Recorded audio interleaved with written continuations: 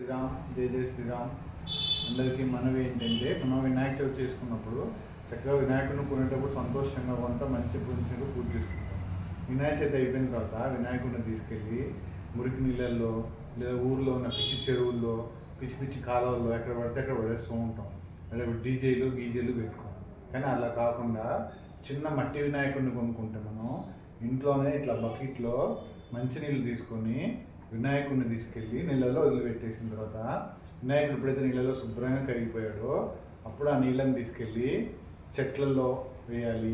లేదా ఇంట్లో అక్కడక్కడ చల్లుకొని ఇంట్లో శుద్ధం చేసుకోవచ్చు. అట్లా చేసుకుంటే చెట్లు కూడా మంచిగా ఎదిగితే వినాయకుడు కూడా చక్కగా వాళ్ళ అమ్మ దగ్గరికి వెళ్ళి వాళ్ళ అన్నవాళ్ళు నన్ను మంచిగా మంచి నీళ్ళు నిమజ్జనం చేశారు, మంచి వాళ్ళు అని మనకు మంచి జరగాలి అని దీవిస్తారు అన్నమాట మంచిగా.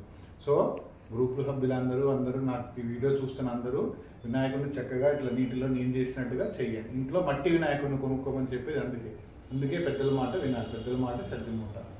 జయ గణపతిలో గణపతి పప్ప మోరియా, గణపతి పప్ప మోరియా, గణపతి పప్ప మోరియా, గణపతి పప్ప మోరియా, గణపతి పప్ప మోరియా, గణపతి పప్ప మోరియా, గణపతి పప్ప మోరియా. గణపతి పప్ప అమ్మ దగ్గరికి వెళ్తావు, అమ్మ దగ్గరికి చక్కగా వెళ్ళు.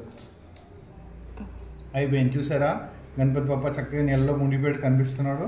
రేపు పొద్దున్న కల్లా గణపతి పప్ప మొత్తం కరిగిపోయి వాళ్ళ అమ్మ దగ్గరికి వెళ్ళిపోతాడు హ్యాపీగా. ఇంట్లో ఇలా చేసుకుంటే మనకి మంచిది. జై శ్రీరామ్, జై జై శ్రీరామ్.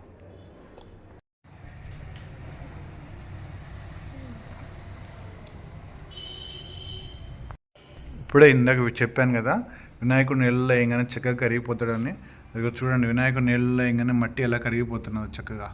అదిగో వినాయకుడు పొట్ట మీద, వినాయకుడు తొండం, కళ్ళు, ఫేస్ అంతా చూడండి, మట్టి ఎంత చక్కగా కరిగిపోతున్నది. మట్టి కరిగిపోయి నీళ్ళలో కలిసిపోతున్నది. ఇట్లా కరిగిపోయిన మట్టిని మనం చెట్లలో అట్లా వేసుకుంటే మంచిది. జై శ్రీరామ్, జై జై శ్రీరామ్.